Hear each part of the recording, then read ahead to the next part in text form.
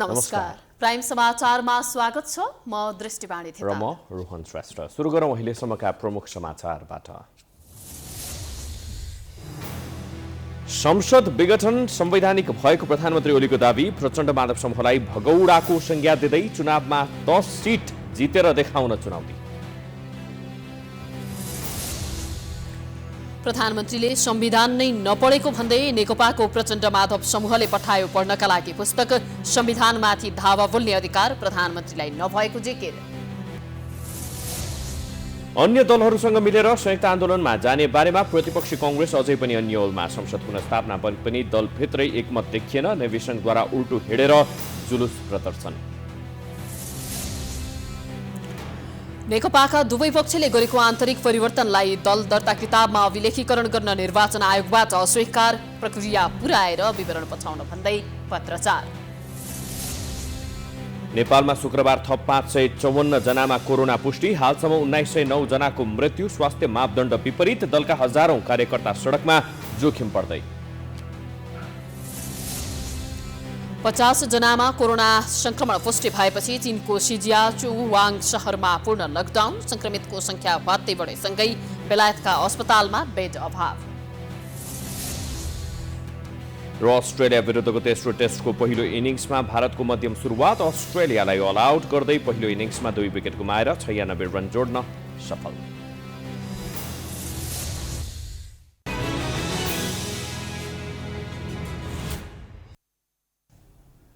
अब समाचार विस्तारमा।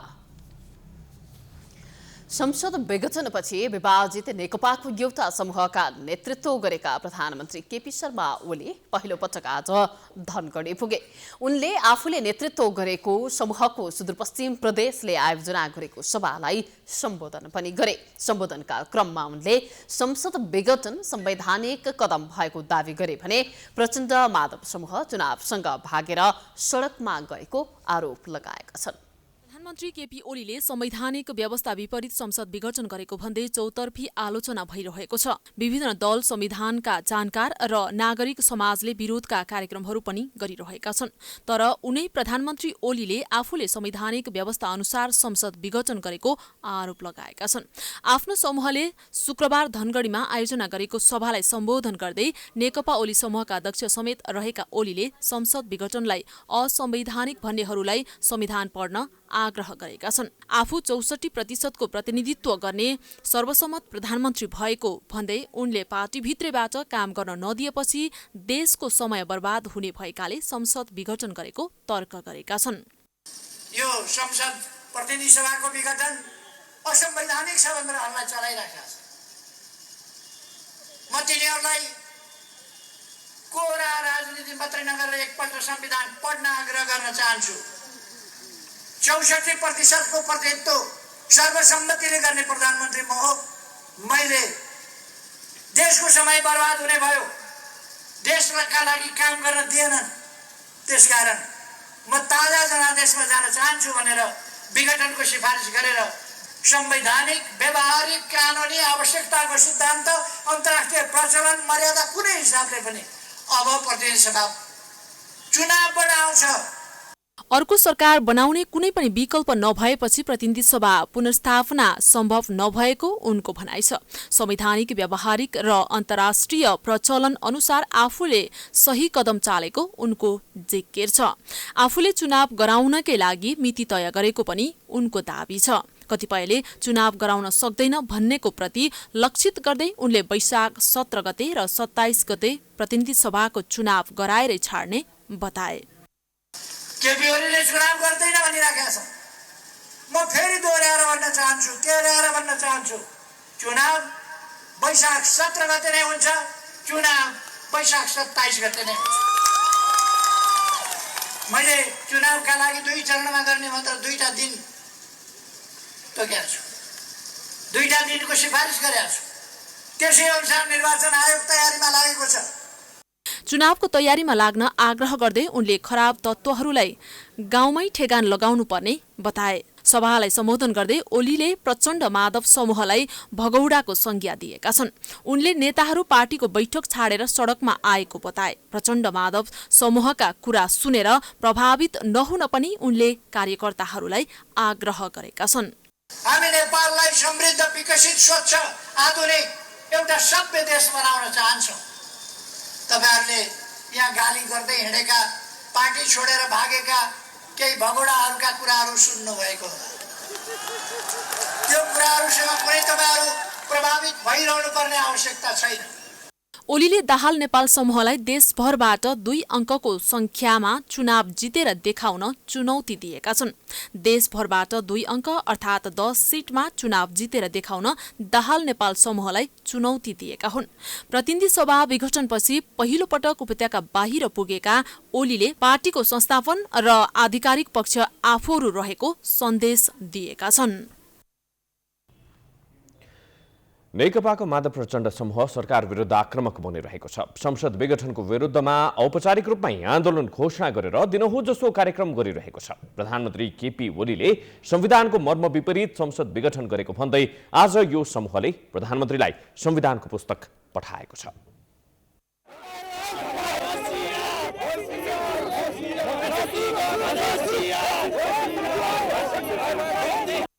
प्रधानमन्त्री केपी ओलीले नेपालको संविधान नै नपढेकोले संसद विघटन गर्न नपाइने व्यवस्थाबारे थाहा नभएको भन्दै नेकपाको प्रचण्ड माधव समूहले व्यङ्ग्य जस्तै लाग्ने कार्यक्रम गरेको छ। प्रतिनिधि सभा विघटनको विरोधमा नेकपाको प्रचण्ड नेपाल समूहले 77 वटै जिल्लामा जुलुससहित प्रमुख जिल्ला अधिकारी मार्फत प्रधानमन्त्रीलाई संविधानको पुस्तक पठाएका हुन्। शुक्रबार जुलुससहित जिल्ला प्रशासन कार्यालय पुगेर प्रधानमन्त्रीलाई विरोध पत्र सहित संविधानको पुस्तक पठाएको हो। नेकपा काठमाडौँका इन्चार्ज सावित्रा भूषाल र सचिव हिमाल शर्माले काठमाडौँका प्रमुख जिल्ला अधिकारीलाई विरोध पत्रका साथै संविधान हस्तान्तरण गरेका थिए। प्रतिनिधि सभा विघटन गरेर प्रधानमन्त्रीले असंवैधानिक, अलोकतान्त्रिक, निरङ्कुश र प्रतिगामी कदम चालेको माधव प्रचण्ड समूहको आरोप छ। साथमा आइरहेको छ जस्तो हामीलाई लाग्छ। त्यसकारण हामी यो विरोधमा छौँ र यति हुँदाहुँदै पनि यदि उहाँ सचिनुहुन्छ र जनता समक्ष चाहिँ उहाँले संविधानको विरुद्ध चालेको कदमको बारेमा चाहिँ आफूले माफी माग्नुहुन्छ भने त्यो जनताले पक्कै पनि माफी दिन्छन्, अन्यथा यसको सजाय उहाँले भोग्नुपर्ने हुन्छ। प्रधानमन्त्रीले नेपाली जनताको अन्यायपूर्ण आन्दोलनको उपलब्धिको रूपमा रहेको संघीय लोकतान्त्रिक गणतन्त्रात्मक व्यवस्थालाई समेत ध्वस्त पार्ने प्रतिगामी र निरङ्कुश कदम चालेको बताउँदै प्रधानमन्त्री केपी शर्मा ओली संसद विघटनबाट पछि हट्नुको विकल्प नरहेको पार्टीका सचिव हिमाल शर्माले बताए। यो कदम हामी सशक्त आन्दोलन गर्छौँ अनि जनताको सङ्घर्षबाट हामीले चाहिँ यो कदम सच्याउन बाध्य पार्छौँ। यो कुरा हामी सहेर बस्नेवाला छैनौँ, किनभने यो असंवैधानिक कदम हो। दिउँसै रात पार्ने काम कसैले गर्छ भने त्यो कुरा नेपाली जनता मान्न तयार छैनन्।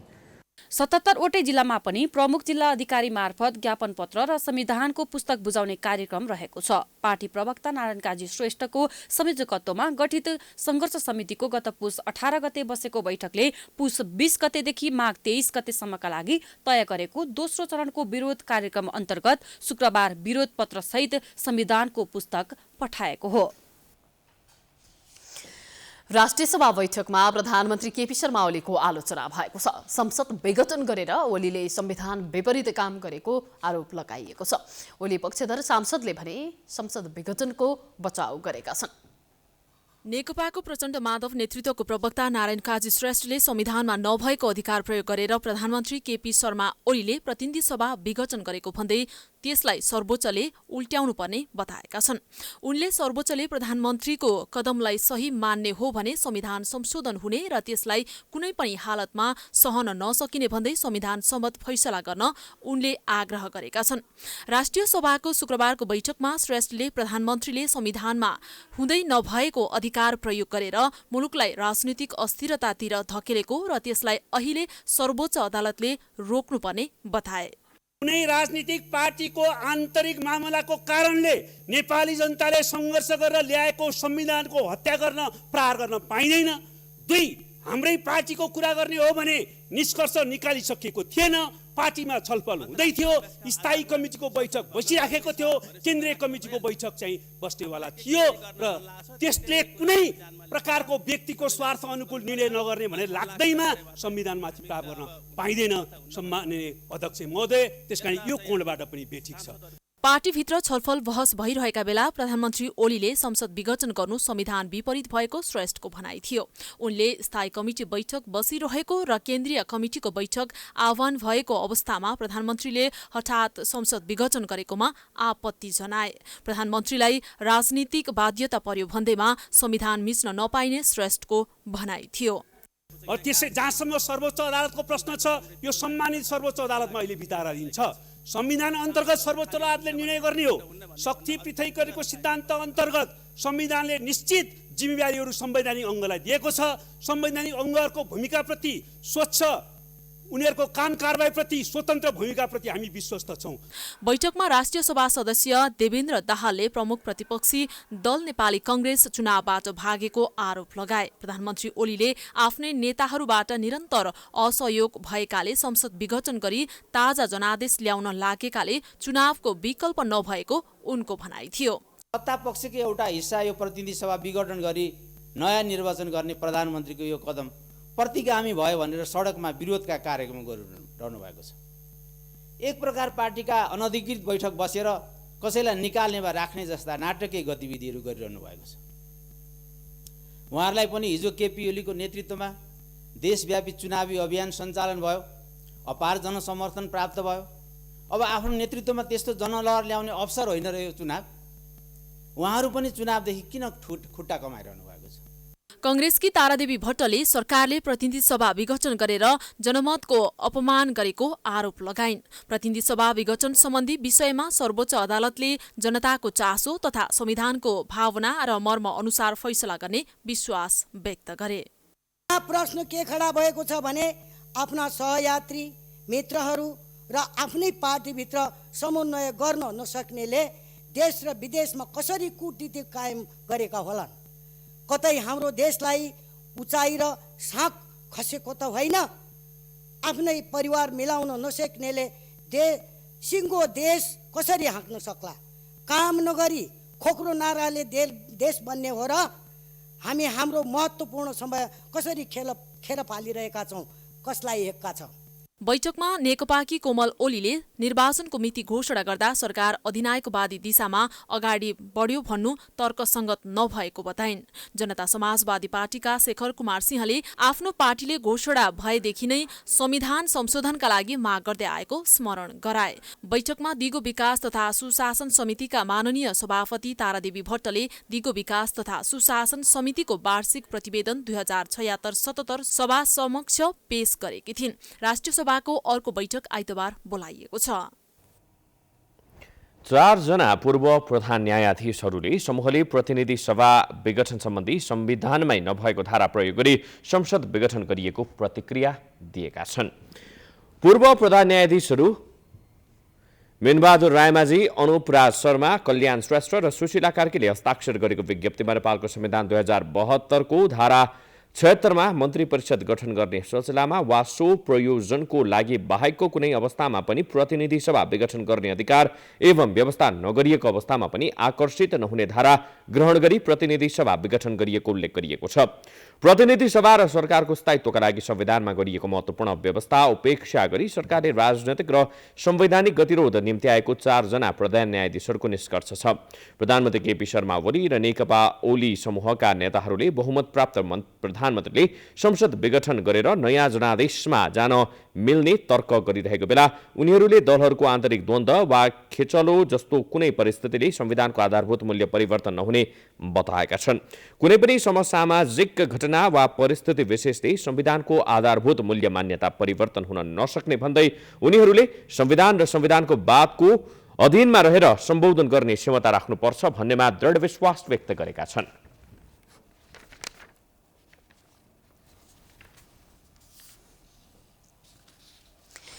प्रतिनिधि सभा विघटन र वैशाखमा निर्वाचन गर्ने प्रधानमन्त्रीको घोषणाले प्रमुख प्रतिपक्ष दल नेपाली कांग्रेस दुविधामा छ। सत्ता साझेदारी गरी निर्वाचनमा जाने वा वर्तमान लोकतान्त्रिक परिपाटी र संविधानको रक्षार्थ निर्णायक जनसङ्घर्षमा जाने, यो दुई विषयमा कांग्रेसका नेताहरू विभाजित भएका छन्। एकमत नहुँदा नहुँदै पनि कांग्रेसले दोस्रो चरणको आन्दोलनको सुरुवात भने गरिसकेको छ।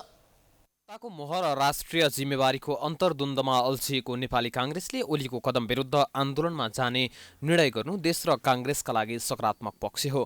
तर संवैधानिक उपलब्धिको रक्षा गर्दै प्रतिक्रान्तिका प्रयासलाई परास्त गर्न निर्णायक संयुक्त सङ्घर्षको माग अहिलेको आवश्यकता भए पनि दलहरू आफ्नै किसिमले आन्दोलन गरिरहेका छन्। एकातिर सर्वोच्चको निर्णयको कुरामा रहेको कांग्रेसले न त संसद पुनर्स्थापना भनेर स्पष्ट रूपमा सडक आन्दोलन गरिरहेको छ, न त निर्वाचनमा जाने ओलीको कदमलाई नै स्वागत गरेको छ। दोधारे नीतिका साथ कांग्रेस बाध्यकारी रूपमा आन्दोलनमा होमिएको आभास हुन्छ। वर्तमान अवस्थामा सङ्घर्ष केका लागि भन्ने स्पष्ट नारा बिना द्विअर्थी भाषा र नाराको भरमा आम जनतालाई सङ्घर्षमा ओह्राल्न कांग्रेस लागिरहेको छ। प्रधानमन्त्रीको असंवैधानिक कदमको विरोध गर्ने तर अदालतको फैसला नआएसम्म सशक्त आन्दोलन नगर्ने कांग्रेसको नीति छ। कुनै पनि विषयमा सर्वोच्चमा मुद्दा पर्यो, सुनवाई भयो र सर्वोच्चले निर्णय गर्यो, त्यो निर्णय अन्तिम हुन्छ।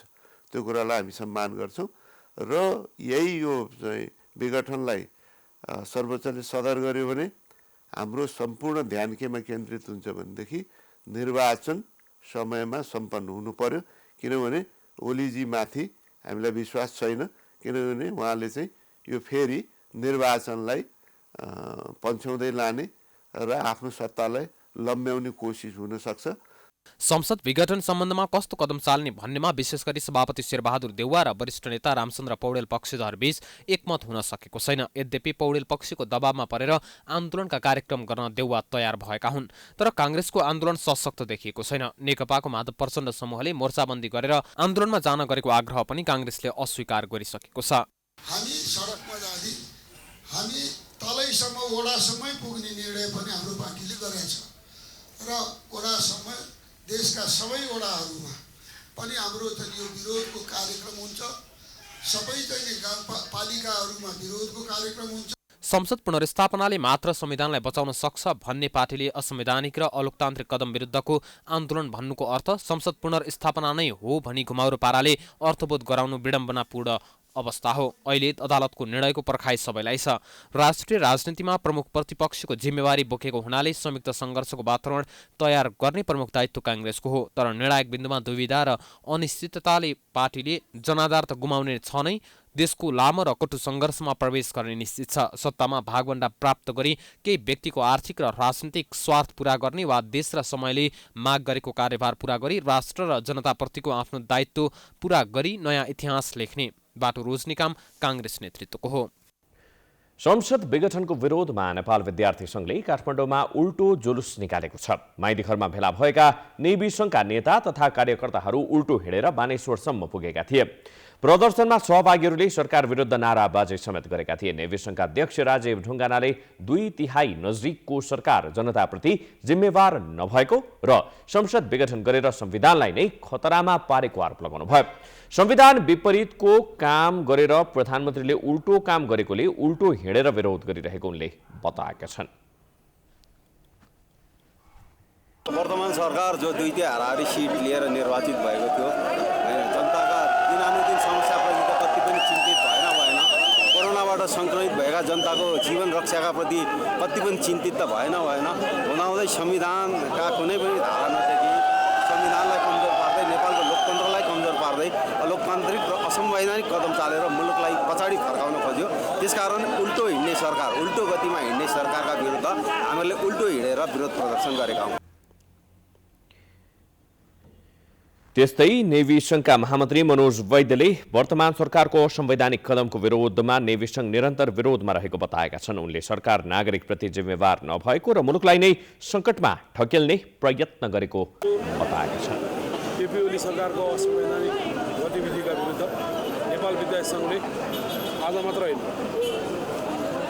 जब कोभिड लाग्दै थियो त्यति बेलादेखि यो गैर जिम्मेवारीपूर्ण छ यो सरकार नागरिकप्रति सचेत छैन र यो नागरिकप्रति दायित्व बोकेको सरकार जस्तो भइरहेको छैन भनेर हामीले यो आज जे घटना भयो त्यो घटनासम्म आइपुग्छ भनेर नेपाल विद्यासेवकको केन्द्रीय समितिले विगतमा लामो समयदेखि हामीले आन्दोलन क्रियाकलापहरू गतिविधिहरू गर्दै आएका छौँ र त्यही चरण अन्तर्गत यो असंवैधानिक निर्णयको विरुद्ध हामीले नेपाल विद्यासेवकको केन्द्रीय समितिले आयोजना गरेको मन्त्री परिषदको सिफारिसमा यही पुस 5 गते राष्ट्रपति विद्यादेवी भण्डारी प्रतिनिधि सभा विघटन गरेपछि कांग्रेस प्रान्तीय संगठन नेविसंघले निरन्तर विरोध प्रदर्शन गर्दै आएको छ।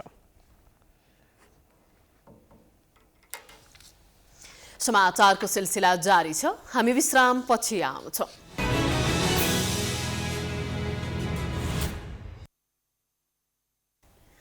विश्रामपछि स्वागत छ। अब बाँकी समाचार। संसद विघटन विरुद्धमा परेको रिट निवेदनमाथि सुनवाई गर्न सर्वोच्च अदालतले संवैधानिक इजलास गठन गरेको छ। तर संसद विघटन विरुद्ध रिट दायर गर्ने निवेदक अर्थात् अधिवक्ताहरूले बृहत इजलासमा सुनवाई गर्नुपर्ने माग अघि सारेपछि अब के होला भन्ने चासो बढेको छ। बृहत इजलासबाट न्यायिक निरूपण गरिएमा न्यायालयमाथि विश्वास अझै बढेर जाने र फैसला पनि अझै बढी विवेकपूर्ण हुने भएकाले यो मुद्दा बृहत इजलासमा लैजानुपर्ने अधिवक्ताहरूले बताउँदै आएका छन्।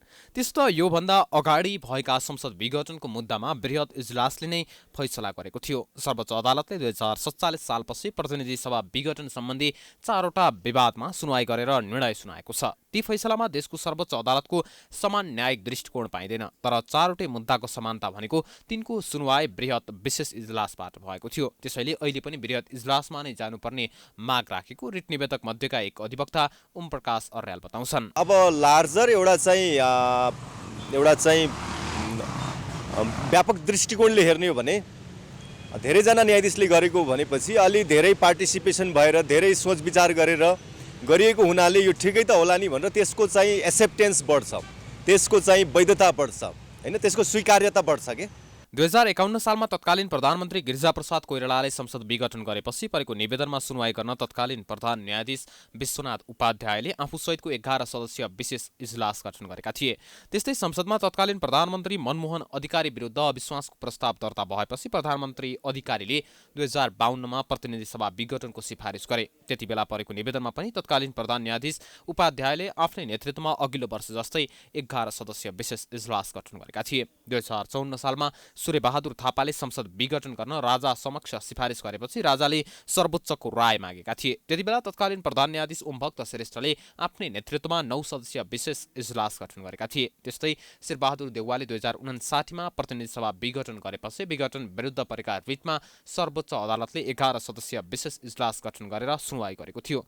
अहिले पनि संसद विघटनको उस्तै मुद्दा भएकाले बृहत इजलासबाट नै यसको फैसला हुनुपर्ने अधिवक्ताहरूको माग छ। पहिलाको पनि यस्तो खालको मुद्दाहरू हेरेर भनेको हो। पहिलाको यो संसद विघटन सम्बन्धी मुद्दा 3वटा मुद्दामा फैसला भएको छ। 3वटामै 11 जनाको इजलासले गरेको छ। एउटा मुद्दा थियो जसमा सर्वोच्चको राय मागिएको थियो, त्यसमा पनि 9 जना न्यायाधीशहरूले राय दिनुभएको छ। अब पहिलाको यो मुद्दाहरूको अवस्था हेर्दाखेरि कम्तीमा पनि 11 जनाले गर्नु उपयुक्त हुन्छ, बृहत इजलासले निर्णय गर्नु उपयुक्त हुन्छ भनेर त्यसरी माग गरिएको हो। प्रतिनिधि सभा विघटन सम्बन्धी अहिलेको विवाद निरूपण गर्न सर्वोच्च अदालतले दिने फैसलाले देशको आगामी कैयौं वर्षको राजनीति प्रभावित हुने निश्चित छ। संवैधानिक इजलासको निर्णयलाई दोहोर्याएर हेर्न र त्यसमा पुनरावलोकन गर्न कानूनले नै रोक लगाएको छ। त्यसैले संवैधानिक इजलासबाट आउने निर्णय सदैवका लागि अन्तिम निर्णय हुनेछ। त्यसैले केही सीमित न्यायाधीशबाट निर्णय गर्नुभन्दा पनि बृहत इजलासमा गएर सबैलाई मान्य हुने निर्णय गर्नु नै उपयुक्त हुनेछ।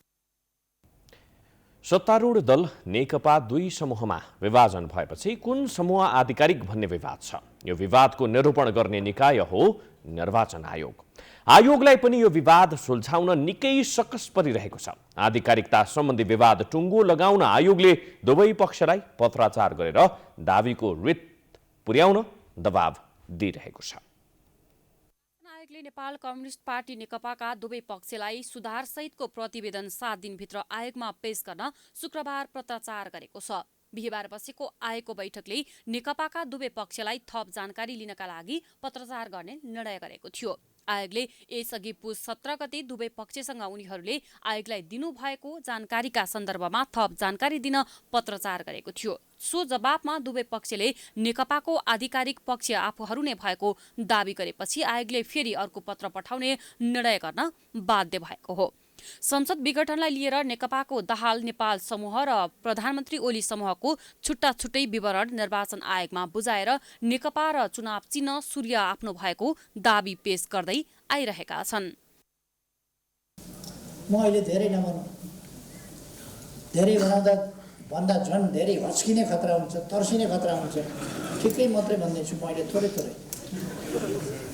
कमसेकम 2टा अङ्क भएको सिट नेकपाको नाममा भएका जति पार्टी कार्यालयहरू छन्, सम्पत्तिहरू छन्, त्यो नेकपाको हुनेछ, हाम्रो हुनेछ। निर्वाचन आयोगले नेकपाका अध्यक्ष केपी शर्मा ओली र नेकपाका कार्यकारी अध्यक्ष पुष्पकमल दाहाललाई सम्बोधन गरेर अलग अलग पत्र काटेको छ। पुस 5 मा प्रतिनिधि सभाको विघटन भएसँगै नेकपाभित्रको विवाद आयोगमा पुगेपछि आयोगले दोस्रो पटक दुवै पक्षलाई पत्राचार गरेको हो। आयोगले राजनीतिक दल सम्बन्धी नियमावली 2074 को नियम 25 को 4 अनुसार दुवै पक्षलाई पत्र पठाएको हो। आयोगमा दुवै पक्षले नेकपा र चुनाव चिन्ह सूर्यमाथि आफ्नो दावी प्रस्तुत गरेपछि थप विस्तृतमा बुझ्नका लागि दोस्रो पटक पत्र काटिएको प्रवक्ता राजकुमार श्रेष्ठले जानकारी दिए। यहाँले पेश गर्नुभएको विवरणको सन्दर्भमा नियमावलीको 25 को उपचार बमोजिम सुधारको विवरणसहित पेश गर्नका निम्ति आयोगको निर्णयअनुसार दुवै पक्षलाई पत्राचार गरिएको छ। नियम 25 को 5 मा 7 दिनभित्र दुवै पक्षबाट विवरण प्राप्त भएमा र आयोग त्यसमा सन्तुष्ट भएमा सो बमोजिमको अभिलेख अद्यावधि गरी राख्ने र कुनै विवरण परिवर्तन संशोधन वा हेरफेर हुन नसक्ने भएमा सोही व्यवहारको जानकारी सम्बन्धित दललाई गराउने व्यवस्था रहेको छ। जाँचबुझ गर्दा त्यसरी नाम, विधान, नियम, छाप, झण्डा, चिन्ह, लोगोमा परिवर्तन वा संशोधन गर्न वा पदाधिकारीको हेरफेर गर्न नमिल्ने अवस्था भएमा आयोगले सोको कारण खुलाइ सुधार सहितको विवरण पेश गर्न 7 दिनको समय दिई सम्बन्धित पक्षलाई सूचित गर्नेछ। कुनै परिवर्तन, संशोधन वा हेरफेर हुन नसक्ने भएमा दलको साबिकको विवरण नै कायम रहेको मानिनेछ। नेपालमा शुक्रबार थप 554 जनामा कोरोना भाइरस संक्रमण पुष्टि भएको छ। यससँगै नेपालमा कोरोना संक्रमितको संख्या 2,64,159 पुगेको छ। हालसम्म 1909 जनाले कोरोना संक्रमणकै कारण ज्यान गुमाएका छन्। हाल 5021 जना आइसोलेसनमा रहेका छन्। नेपालमा थप 554 जनामा कोरोना संक्रमण पुष्टि भएको छ। संक्रमित मध्ये काठमाडौँ उपत्यकामा 90 जना महिला र 117 जना पुरुष गरी 207 जनामा कोरोना संक्रमण पुष्टि भएको छ। स्वास्थ्य तथा जनसङ्ख्या मन्त्रालयका अनुसार काठमाडौँमा 191, ललितपुरमा 23 र भक्तपुरमा 13 जनालाई कोरोना देखिएको छ। प्रदेश 1 मा 124, प्रदेश 2 मा 12, बागमती प्रदेशको काठमाडौँमा मात्रै 171 जना गरी 232 जनामा संक्रमण पुष्टि भएको छ। गत 24 घण्टामा गरिएको परीक्षणमा गण्डकी प्रदेशमा 62, लुम्बिनी प्रदेशमा 68 जना, कर्णाली प्रदेशमा 11 र सुदूरपश्चिम प्रदेशमा 46 जनामा संक्रमण पुष्टि भएको छ। यो सँगै कुल संक्रमितको संख्या 2,64,159 पुगेको छ। शुक्रबार थप 6 जना कोरोना संक्रमितको मृत्यु भएको छ। यो सँगै कोरोना संक्रमित मृतकको संख्या 1,909 पुगेको छ। गत 24 घण्टामा 585 जना उपचारपछि डिस्चार्ज भएका छन्। यो सँगै नेपालमा निको हुनेको संख्या 2,57,229 पुगेको छ। हालसम्म नेपालमा संक्रमण पुष्टि भएका मध्ये 97.4% संक्रमण मुक्त भइसकेका छन्। स्वास्थ्य मन्त्रालयका निर्णय अनुसार कोभिड-19 विरुद्धको खोप प्राप्त भइसकेपछि उक्त खोप कोभिड-19 को रोकथाम, नियन्त्रण, उपचार र व्यवस्थापनमा प्रत्यक्ष खटिने सरकारी, गैर सरकारी अस्पताल, स्वास्थ्य संस्थाहरूमा कार्यरत स्वास्थ्य कर्मी, कर्मचारी तथा महिला स्वास्थ्य स्वयंसेविकाहरूको हालको अद्यावधिक विवरण पहिलो खोप लगाउने प्रयोजनका लागि छिटो माध्यमबाट प्राप्त ठेगानामा सम्बन्धित जिल्लासँग समन्वय गरी पठाउन स्वास्थ्य सेवा विभागले सूचना जारी गरेको छ। हाल देशभर 5,021 जना सक्रिय संक्रमित मध्ये 1,561 जना सक्रिय संक्रमित होम आइसोलेसनमा रहेका छन् भने बाँकी 3,460 जना संक्रमित संस्थागत आइसोलेसनमा छन्। उपचारमा रहेका मध्ये 182 जना आइसियु र 37 जना भेन्टिलेटरमा रहेका छन्। शुक्रबार 5,269 जनाको पीसीआर परीक्षण भएसँगै नेपालमा पीसीआर परीक्षण हुनेको संख्या 19,74,561 पुगेको छ। देशमा कोरोना संक्रमण अझै घटेको छैन, तर राजनैतिक दलहरूले स्वास्थ्य मापदण्ड विपरीत भिड जम्मा गरेर कार्यक्रम गरिरहेका छन्। अरू दलको त कुरै छोडौं, स्वयं प्रधानमन्त्री केपी ओलीले समेत हजारौं कार्यकर्ता उतारेर स्वास्थ्य मापदण्डको खिल्ली उडाइरहेका छन्। कोरोना भाइरसको नयाँ स्वरूप आएसँगै विश्वका विभिन्न मुलुकहरूले स्वास्थ्य सतर्कता, सामाजिक दूरी र मास्क तथा सेनिटाइजरको प्रयोग गरी कोरोना रोकथाम र नियन्त्रणका लागि कदम बढाइरहेका छन्। नयाँ भाइरसको खतरा नेपालमा पनि उत्तिकै छ, तर यहाँ त दिनौं जसो हजारौं कार्यकर्ता जम्मा पारेर दलहरूले कार्यक्रम गरिरहेका छन्। पुस 5 गते प्रधानमन्त्री केपी शर्मा ओलीले संसद विघटन गरेसँगै सडक आन्दोलन सुरु भएको हो। प्रधानमन्त्रीका कदम विरुद्ध नेकपाकै अर्को पक्ष प्रचण्ड माधव समूहले छुट्टै आन्दोलन प्रारम्भ गर्यो। यही आन्दोलनमा नेपाली कांग्रेस, जनता समाजवादी पार्टी पनि मिसिएर सडक प्रदर्शनको सहारा लिए। प्रचण्ड माधव पक्षले त काठमाडौँमा 50,000 जनता उतार्ने उद्घोष गर्दै काठमाडौँको भेरकुटी मण्डपमा नै कार्यक्रम गर्यो। त्यसअघि जनता समाजवादी पार्टीले देशैभर र नेपाली कांग्रेसले 165 निर्वाचन क्षेत्रमा ओलीको कदम विरुद्ध आफ्ना कार्यकर्ता उतार्यो। त्यति मात्रै होइन, प्रधानमन्त्री ओलीले सयौं नेताहरूलाई बालुवाटारमा जमघट गराएर अङ्कगणितीय खेल सुरु गरे भने प्रचण्ड माधव समूहले काठमाडौँको कार्की ब्याङ्केटमा निरन्तर केन्द्रीय समिति, स्थायी समिति र कार्यकर्ता भेला आयोजना गरे, जहाँ हजारौंको संख्यामा जनमानस उपस्थित रहे पनि उनीहरूले त्यहाँ कुनै सामान्य स्वास्थ्य सतर्कता समेत अपनाएको देखिएन। जबकि कोरोना महामारीबाट बच्नका लागि विश्व स्वास्थ्य संगठनले जारी गरेको मापदण्ड अनुसार कम्तीमा पनि 2 मिटरको दूरीमा बसेर सामाजिक दूरी कायम गर्नुपर्ने, अनिवार्य मास्क लगाउनु पर्नेछ। जात्राहरूमा, आन्दोलनका कार्यक्रमहरूमा, प्रदर्शनहरूमा के हुन्छ भन्दाखेरि हाम्रो भिडभाड बढ्छ, दूरी कायम गर्न एकदम गाह्रो हुन्छ। जस्तै मास्क लगाए पनि बोल्दा, कराउँदा, हाँस्दा, ठट्टा गर्दा थुक पर जान्छ, एउटाबाट अर्कोमा सर्न सक्छ। र सबभन्दा डरलाग्दो कुरा के छ भन्दाखेरि युवा जमातमा सङ्क्रमणको लक्षण एकदम कम देखिन्छ, तर सङ्क्रमण चाहिँ हुन्छ। यस्तो कार्यक्रममा भाग लिने धेरै जस्तो युवा जमात नै हुन्छ। भनेपछि उहाँहरू चाहिँ सङ्क्रमित भएर पनि उहाँहरूले सारेर आउन सक्छ अरूलाई सङ्क्रमण। त्यसले गर्दाखेरि कुनै पनि हिसाबले प्रदर्शन, भिडभाड गर्न त हुँदैन, र विशेष गरी अहिले झन् जाडोको समय छ। सङ्क्रमित व्यक्तिले अर्कोलाई सारेर त्यो नयाँ व्यक्ति सङ्क्रमित भएर आफ्नो घर परिवारमा गएपछि त्यो घरमा भएका वृद्ध तथा अन्य जोखिम समूह बन्दाबन्दी कोठामा, जाडोमा आगो ताप्नलाई बन्दाबन्दी कोठामा सँगै बस्दाखेरि त्यो समूहमा सङ्क्रमण सर्यो भने कडा लक्षण र मृत्युसम्म पनि हुनसक्छ, र हामी देखिन चाहन्छौँ। त्यसले गर्दाखेरि यो कुनै पनि आन्दोलन, कुनै पनि कारणले चाहिँ आन्दोलन गर्दा सडक प्रदर्शन चाहिँ एकदमै गलत हो भनेर म भन्न चाहन्छु जनस्वास्थ्यको हिसाबले। सेनिटाइजर प्रयोग गर्ने र बेला बेलामा साबुन पानीले हात धुनुपर्ने त परेको कुरो। अहिले एक पक्ष जसरी पनि प्रधानमन्त्री ओलीलाई घुँडा टेकाउने ध्याउनमा हजारौं कार्यकर्ता सडकमा उतार्न तछाड मछाड गरिरहेको छ भने प्रधानमन्त्री ओली आफूले गरेको निर्णय सही भएको भन्दै आफ्नो पक्षमा हजारौं कार्यकर्ता सडकमा उतार्ने होडबाजी गरिरहेका छन्। यसले कोरोना महामारीले उग्र रूप लिने हो कि भन्ने चिन्ता बढेर गएको छ। यो चुनावले बढाउँछ भन्ने चाहिँ देखियो। अर्को चाहिँ त्यसपछि हालसालै चुनाव भएको पोल्यान्ड हो, पोल्यान्डमा पनि व्यापक बढ्यो। अनि त्यसपछि कोरियामा पनि भएको, मलाई लाग्छ कोरियामा भएको अलि 4-5 महिना भयो। कोरियामा चाहिँ त्यो पहिलेदेखि नै थोरै थिए बिरामी, त्यति ठुलो भएन, तर भए तापनि चुनावपछि चाहिँ अलिकति चाहिँ बढ्यो। अब एकदमै कम भएको देश न्युजिल्यान्डमा बढ्यो त भनेपछि अनि अथवा हुँदै थिएन गाडी न्युजिल्यान्डमा त त्यस्तै समय उनीहरूले पारेर चुनाव गराए। अनि खासै चुनावले त्यहाँको यो कोरोना सङ्क्रमणलाई बढाउने अथवा घटाउने केही पनि काम गरेन। त्यसो त यसले त बढाउँछ भन्ने त अब हामीसँग आँखै अगाडि चाहिँ उदाहरणहरू छन्, बढाउँछ। गत पुस 5 गतेदेखि सुरु भएको सडक आन्दोलन निरन्तर 19 दिनसम्म चलिरहँदा केन्द्र, प्रदेश, स्थानीय तहसम्म हुँदा हजारौं सभा, विरोध प्रदर्शन, कोणसभा अनि शक्ति प्रदर्शन निरन्तर भइ नै रहेका छन्। समाचारको सिलसिला जारी छ, हामी विश्राम पछि आउँछौं।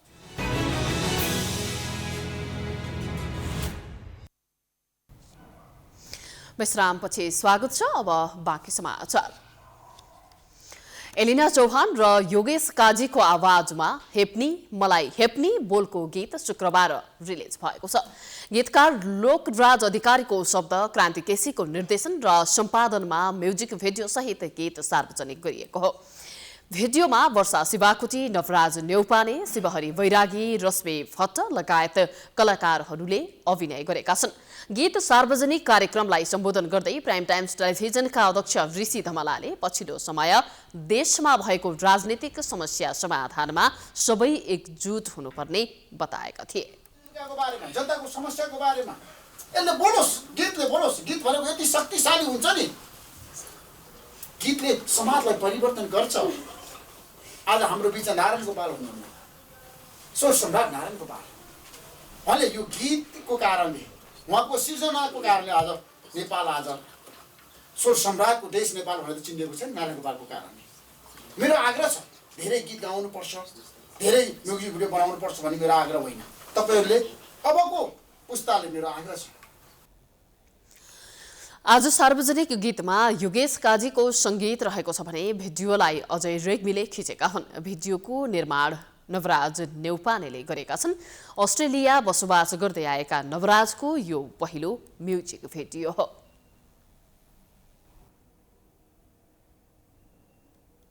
अब आर्थिक समाचार।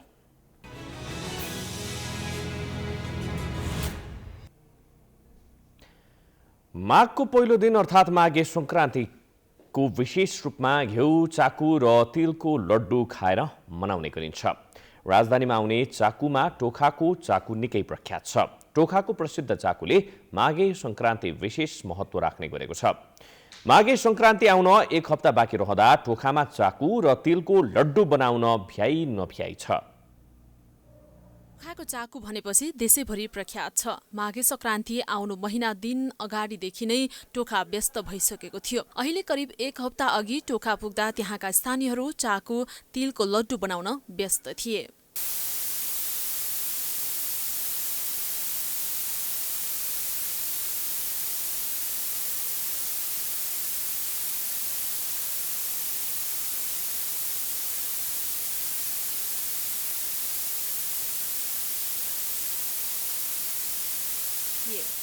अहिले चाकु बनाउने उद्योगलाई भ्याइ नभ्याइ छ। चाकु उद्योगमा व्यापारीले 15 देखि 20 लाखमा लगानी गरेर आम्दानी 30 देखि 35 लाख गर्ने गरेका छन्। अहिले साधारण भन्दा मसलादार र स्पेशल चाकुको माग बढी देखिन्छ।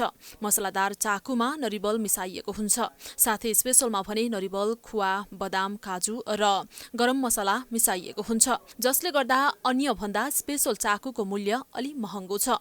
तर पनि माग अनुसार उत्पादन गर्न नसकिएको त्यहाँका चाकु व्यवसायी बताउँछन्। उत्पादित चाकु प्रति केजी 120 देखि 130 रुपैयाँसम्म बिक्री भइरहेको छ। यसलाई सखर पगालेर बनाउने हो, त्यति उ छैन, केही केमिकल केही हाल्दैन, नर्मल्ली बनाउने हो। त्यो त मार्केट अनुसार हेरेर हुन्छ नि त, कहिले बढी जान्छ कहिले घटी जान्छ। अहिलेसम्म त मन पराएकै छ, राम्रै होला, 3-4 प्रकारको होला अहिलेसम्म। यता सादा भन्छ, अर्को मसला भयो, अर्को भित्र मसला हालेर बनाउँछ, अर्को खुवा भयो। लगानी अब हुन्छ तपाईँको 20-25 लाख जति, व्यापार चाहिँ त्यही 30-35 लाख जति हुन्छ हाम्रो मात्र। अहिले त एकदम अलि गाह्रै परिरहेछ हामीलाई। तपाईँको अर्डरै बढी आइरहेछ, तपाईँको समय पनि अलि बढी टाइममै गरिरहेछ, 9-10 बजीसम्म काम भइरहेछ। अस्ति चाहिँ अलिकति 7-8 बजीसम्म हुन्न, अहिले 9-10 बजीसम्म हुन्छ। चाकु र तिलको लड्डु किन्नेहरू पनि उद्योगमै भेटिन्छन्। 4-5 वर्षदेखि निरन्तर चाकु र तिलको लड्डु टोखाबाटै किन्ने गरेका उपभोक्ता पनि सन्तुष्ट छन्। 4-5 वर्ष भइसक्यो, म त वर्षिनसार यहीँबाट लाने हो। होइन अहिले त 2 किलो लगाएँ, अब पर्सि फेरि सङ्क्रान्ति अगाडि फेरि लानुपर्छ, बेच्न नि लैजान्छु मैले यहीँबाट। अहिले चाहिँ यसो परिवारलाई खुवाउनलाई चखाउनलाई लानु लाग्यो। एकदम मनपर्छ नि, हाम्रो अब टोखाको चाकु भने त फेमस हो अन्त। टोखामा हाल 1 दर्जनभन्दा बढी चाकु बनाउने उद्योगहरू छन्। ती उद्योगमा सादा, स्पेशल, खुवा, चाकु र सुत्केरीका लागि विशेष चाकुहरू बनाइन्छ। बदाम, किसमिस लगायत राखेर बनाइएको स्पेशल तथा सुत्केरीका लागि हुने चाकु अर्डर अनुसार मात्र बनाइने गरिएको छ। नेवारी संस्कृतिमा माघ 1 गते चाकु खानै पर्ने प्रचलन छ। साथै नेवार समुदायमा काजक्रियाको बेलामा पनि चाकु खाने गरिन्छ। त्यस्तै चिसो लागेमा मानिसलाई चाकु खुवाएमा सन्चो हुने पनि विश्वास छ। विशेष गरी माघे संक्रान्तिमा चाकु खाइन्छ। चाकु खाँदा शरीरमा धेरै फाइदा हुनुका साथै रोगसँग लड्न सक्ने क्षमता विकास हुने र बालबालिकादेखि बुढाबुढीहरूलाई जाडो महिनामा चाकु खुवाउनु पर्ने विज्ञको भनाइ छ। बालबालिकालाई चिनीको साटो, चाकु वा सखर दिन सके धेरै राम्रो हुने भएकोले जाडो सुरु भएदेखि नै बालबालिकाहरूलाई दैनिक रूपमा चाकु खुवाउनु पर्ने सुझाव विज्ञहरूको छ। अब अन्तर्राष्ट्रिय समाचार।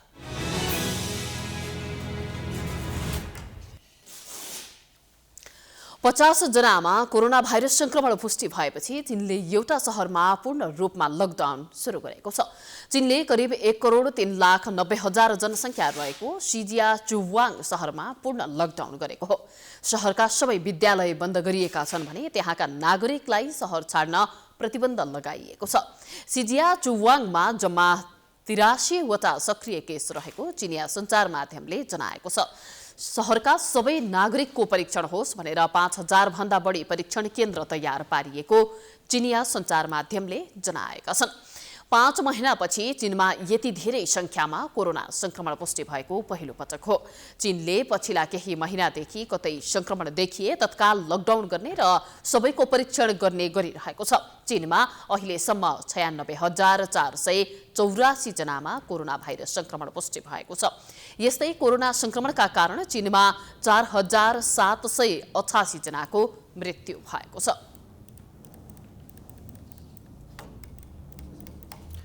कोरोना भाइरस संक्रमितको संख्या वात्तै बढेसँगै बेलायतमा अस्पतालमा बेड अभाव हुन थालेको छ। स्वास्थ्य सेवा प्रदायक तथा चिकित्सकहरूले अपेक्षाकृत सकारात्मक सुधार देखिँदा पनि लन्डनका अस्पतालहरू 2 साताभित्रमा क्षमताभन्दा बढी बिरामी हेर्नुपर्ने अवस्था पुग्ने प्रशासनलाई जानकारी गराएका छन्। बेलायतमा एकै दिन 60,000 भन्दा बढी व्यक्तिमा कोभिड-19 भएको उल्लेख गरिएको छ। दक्षिण पूर्वी इङ्ल्यान्डमा कोरोना संक्रमितको संख्यामा वृद्धि देखिएको छ। उक्त क्षेत्रमा हालै साताहरूमा नयाँ प्रकारको कोभिड-19 का जीवाणु पाइएको बताइएको छ। बेलायतका अस्पतालहरूमा भर्ना भई उपचार गराइरहेका संक्रमितको संख्या 30,000 भन्दा बढी पुगेको छ। पहिलो चरणमा संक्रमित भएपछि उपचार गराउनेको संख्या यो भन्दा निकै कम थियो। गएको एक साताको अवधिमा मात्रै बेलायतमा 5,000 नयाँ बिरामी भर्ना भएका छन्। यो कोभिड-19 का बिरामीको लागि छुट्याइएको शैय्या भन्दा 10 गुणा बढी हो।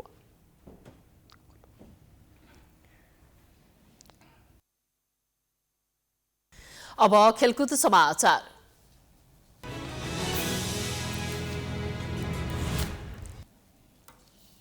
अस्ट्रेलिया विरुद्धको तेस्रो टेस्टको पहिलो इनिङ्समा भारतले मध्यम सुरुवात गरेको छ। सिडनीमा अस्ट्रेलियालाई शुक्रबार अल आउट गर्दै पहिलो इनिङ्स थालेको भारतले दोस्रो दिनको खेल सकिँदा 2 विकेट गुमाएर 96 रन बनाएको छ। भारतका शुभमन गिलले 50 रनको अर्धशतकीय इनिङ्स खेल्दा रोहित शर्माले 26 रन बनाएका छन्। चेतेश्वर पुजारा र कप्तान अजिन्काले 5 रनमा अभिजित रहेका छन् भने पहिलो इनिङ्समा भारत 242 रनले पछाडि रहेको छ। अस्ट्रेलियाका जोश हाजलौड र पाट कुमेन्सले 1-1 विकेट लिए। यसअघि पहिले ब्याटिङ गरेको अस्ट्रेलियाले अल आउट हुँदै 338 रन बनाएको थियो। 166 रनमा 2 विकेट गुमाएर दोस्रो दिनको खेल थालेको अस्ट्रेलियाले 172 रन जोड्न बाँकी विकेट गुमाएको हो। घरेलु टोलीका लागि स्टेभन स्मिथले 131 रनको शतकीय इनिङ्स पूरा गरे। रविन्द्र जडेजाबाट बोल्ड हुनु अघि स्मिथले 16 चौकाको मद्दतले अस्ट्रेलियालाई बलियो अवस्थामा पुर्याएका थिए। ओपनर वेल पोकोवेक्सीले 62 बनाएको इनिङ्समा मार्सन लावुसले शतक बनाउँदा 9 रनले चुक्न पुगे। उनलाई जडेजाले अजिक्या रहाणेको हातबाट क्याच आउट गराए। अन्य ब्याट्सम्यान खासै चल्न सकेनन्। यो सँगै हामी समाचारको अन्त्यमा आइपुगेका छौं। जाँदा जाँदै प्रमुख समाचार पुनः एकपटक।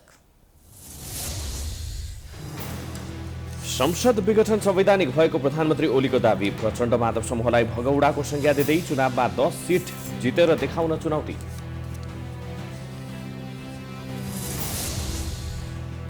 प्रधानमन्त्रीले संविधान नै नपढेको भन्दै नेकपाको प्रचण्ड माधव समूहले पठायो पढ्नका लागि पुस्तक। संविधानमाथि धावा बोल्ने अधिकार प्रधानमन्त्रीलाई नभएको जिकिर। अन्य दलहरूसँग मिलेर संयुक्त आन्दोलनमा जाने बारेमा प्रतिपक्षी कांग्रेस अझै पनि अन्यलमा। संसद पुनर्स्थापनामा पनि दलभित्रै एकमत देखिएन। नेविसङ्घद्वारा उल्टो हिँडेर जुलुस प्रदर्शन। नेकपाका दुवै पक्षले गरेको आन्तरिक परिवर्तनलाई दल दर्ता किताबमा अभिलेखीकरण गर्न निर्वाचन आयोगबाट स्वीकार। प्रक्रिया पुर्याएर विवरण पठाउन भन्दै पत्रचार।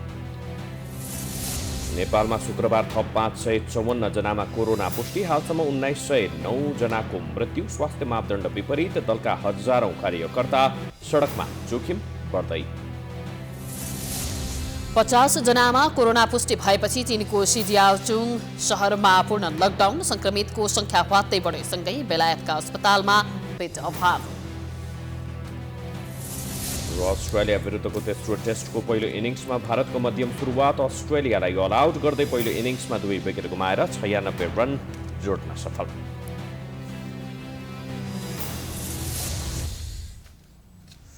प्राइम समाचार अहिलेलाई सकियो। यसपछिको प्रस्तुति जनता जान्न चाहन्छन् ऋषि धवलाको साथमा।